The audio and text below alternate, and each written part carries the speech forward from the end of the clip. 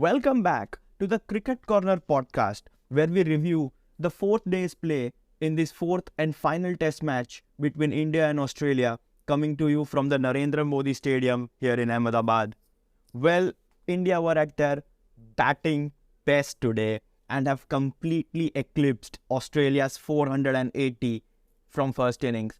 Well, I don't even know batting best is a word, but India were absolutely amazing with the bat. The men in blue have put on a mammoth 571, which has given them a lead of 91 runs.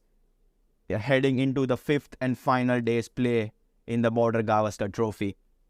By this, they have completely removed any chance of an Australian win in this fourth and final test match, because we all thought that completely opposite, didn't we? Because once Australia put on 480 in the first innings, we were like, oh, maybe this is a draw or an Indian defeat, or draw or an Australian win, which depends on which side of the coin you look at. But, well, now, after piling on 571, India have now removed Australia out of any contention whatsoever. And I think this is heading down to the wire, isn't it? Like the fifth and final day, the last 90 overs is going to be absolutely amazing to watch. And I can't wait for tomorrow to come. But we shall review day 4 for now. And well, let's be honest. On day 1, we talked about Usman Khwaja. On day 2, we talked about Cameron Green. On day 3, we talked about Shubman Gill. And now here on day 4, we're going to talk about the great Virat Kohli. Well, yes, you heard it right. Virat Kohli is back. And Virat Kohli has finally scored his first test match century in over 3 years. And it was a massive one. A massive innings from Virat Kohli. It wasn't just those hundreds where you get to the 3 figures and you're like dismissed like in the next couple of overs. No, it was a big 100. He ended up scoring 186 runs from 364 deliveries, and an innings comprising of 15 boundaries at an strike rate of 51.09. Welcome back, Virat Kohli. We missed you in test match cricket.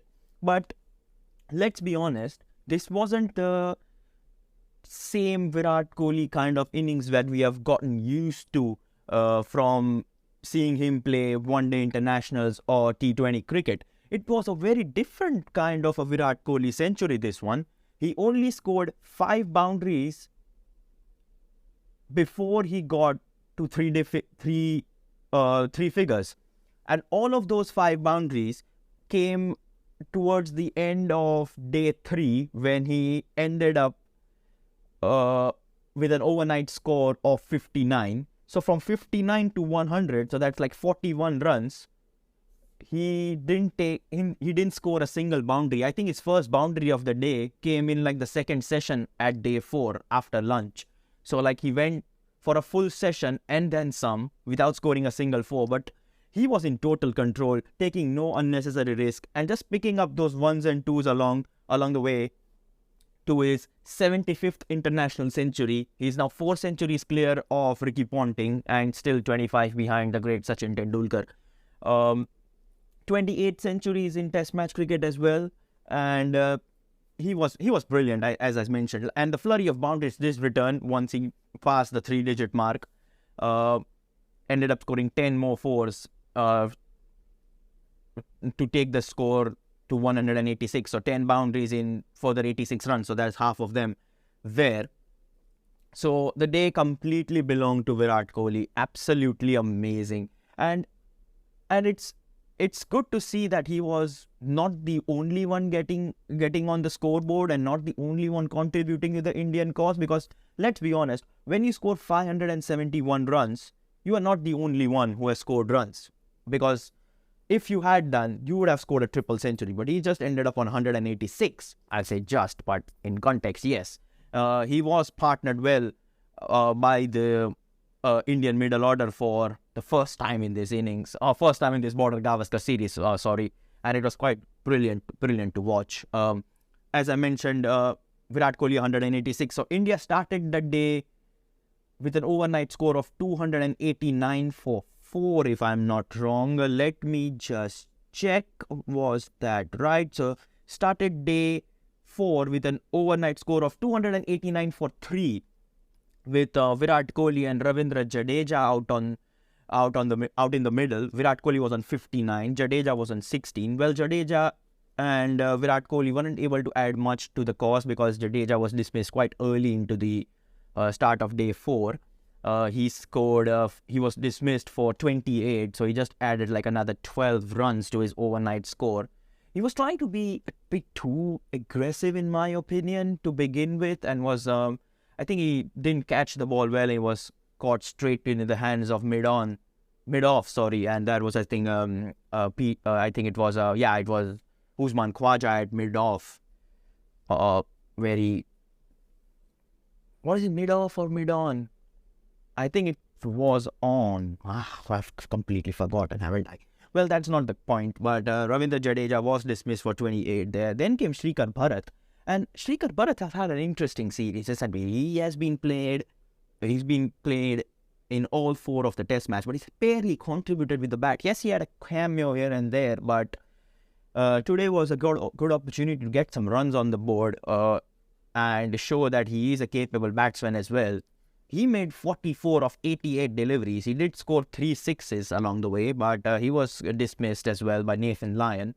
But then came the most crucial partnership for India, that was between Virat Kohli and Akshar Patel. Let's be honest, Akshar Patel has been India's most consistent batsman in this Gordon Gavaskar trophy, because I think he came in as a 5th bowling option, but then he ended up playing more with the bat rather than the ball, and it once again showed why he is one of the best batsmen in the Indian lower order, because he made 79 of 113 deliveries, and he stuck around with Virat Kohli for the 6-wicket partnership, the pair adding 162 of 215 deliveries, and this was by far India's highest partnership in their first innings. Just a quick fact here that all of India's first 6 partnership crossed the 50-run mark. Rohit Sharma and Shubman Gill opening the batting added 74. Then Pujara and Shubman Gill adding 113. Then came Virat Kohli and Shubman Gill, 58 for them. Virat Kohli and Jadeja were 64. Virat Kohli and KS Bharat were 84, and then Virat Kohli and Akshar Patel were 162 on board. And I think that partnership sealed the deal for Australia, and I think it ended any chances they had of, challenging India for a win and leveling the series. But I don't think that's happening now after 571 on the board. Yeah, that's a massive, massive number. Virat Kohli, 186. Another thing to talk about his innings was that I don't remember one instance where he played an aggressive lofted shot. He barely played any aggressive ground shot to begin with. Yeah. So let's briefly go through the Indian batting card before we talk about Australia and their bowling. So Rohit Sharma, 35. Shubman Gill, magnificent century yesterday, 128 for him. Cheteshwar Pujara was dismissed for 42. Then it was Virat Kohli's day, 186, like we have mentioned already. Ravindra Jadeja, 28. Shrikar Bharat, 44. Akshar Patel, magnificent, 79.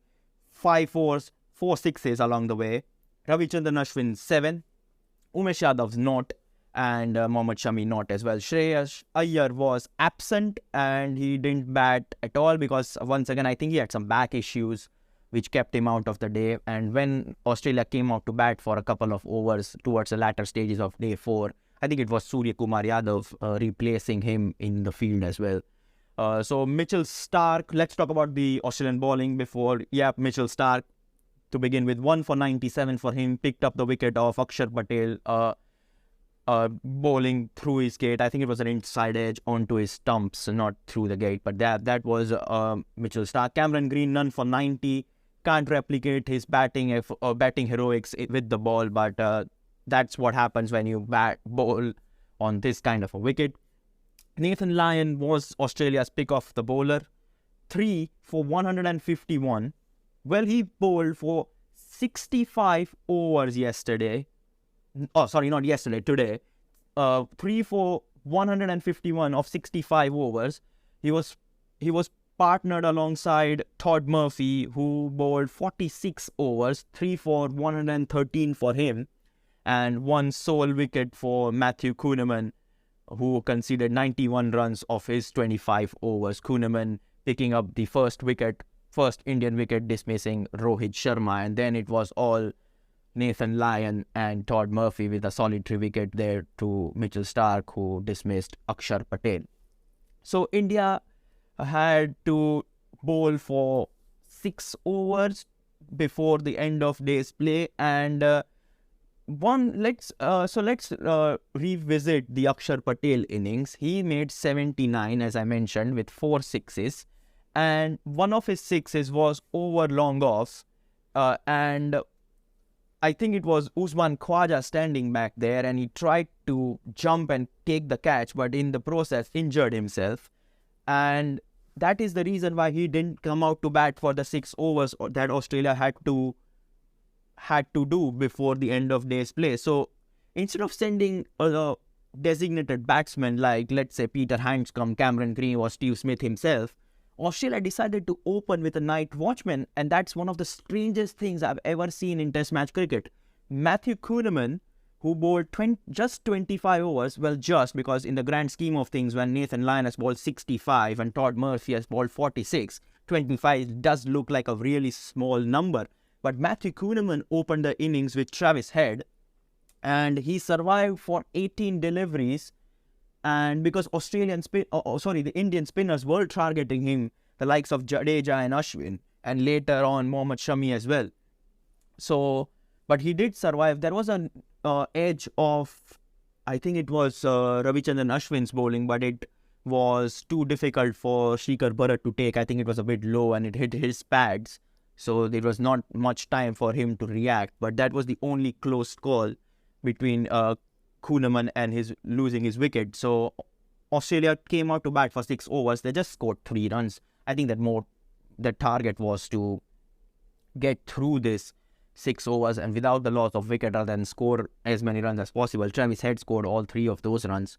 So India took a lead of 91 runs, but as things stands at the end of day 4, Australia trailed by 88, and I'm not sure how things are going to go as far as day 5 is concerned. This is the first time I'm saying day 5 of a test match. This is the first time I'm reviewing day 4 in this series as well.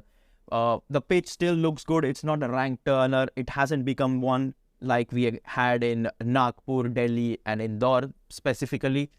There is still life in this pitch, and I think Australia can bat, but you never know how good Indian bowling is when it comes to the latter stages of a test match. India have given themselves some chance of winning. Let's say Australia are terrible and they have one of those infamous collapses like we have seen in Nagpur and we saw in New Delhi as well. Let's say Australia have one of those and they are only able to score like 150. That gives India just 40 runs to chase down, and that's what India would be planning to do once the day 5 begins tomorrow morning Indian time. 88 runs. I think the only way Australia can get out is with a draw. I don't see them. There is no chance they're going to win. I don't see them winning. Is a long shot. I don't see them winning at all this particular test match. So I think Australia will bat slowly, steadily, grind out the overs because that's the best thing they can do. There's no way Australia can take all 10 wickets, even if this Baz ball the shit out of the Indian batting.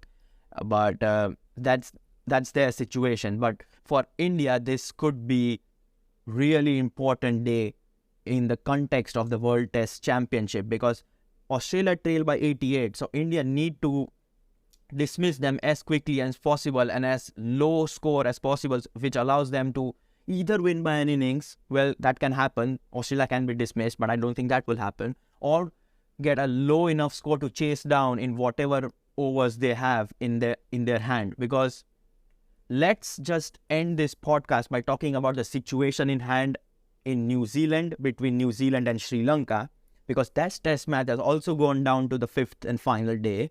New Zealand need 257 runs to win on the final day. Sri Lanka need to take just 9 wickets because New Zealand, the hosts, have already lost 1. And if it's a New Zealand win or draw, India are automatically qualified for the World Test Championship final at the Oval against Australia later this year.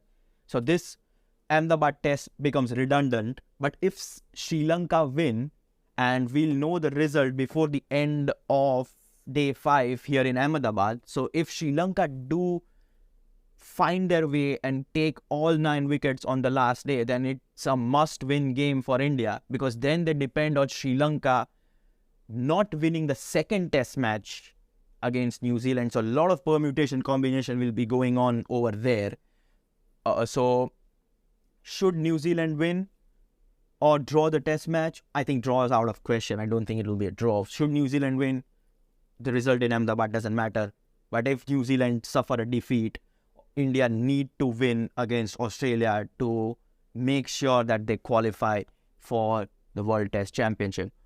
Well, have a little sinking feeling in myself because we have approached the final day of this Border Gavaskar series. Well, I really enjoyed this series. It's probably one of my favorite test series of all time, with all the hype surrounding the two sides and the pitch talks and the team changes here and there. Australia complaining about the pitches, India falling apart in Indore. It's been a wonderful, wonderful test series. We just have one more day to go. 90 overs of amazing test cricket await us tomorrow. I hope you enjoyed this review of the 4th day's play between India and Australia. If you are listening this on YouTube, then make sure to like and subscribe. If you are listening this on Spotify or Apple Music, make sure you give me those 5-star ratings. That's me, Vatsal Vora, signing off. Ciao for now.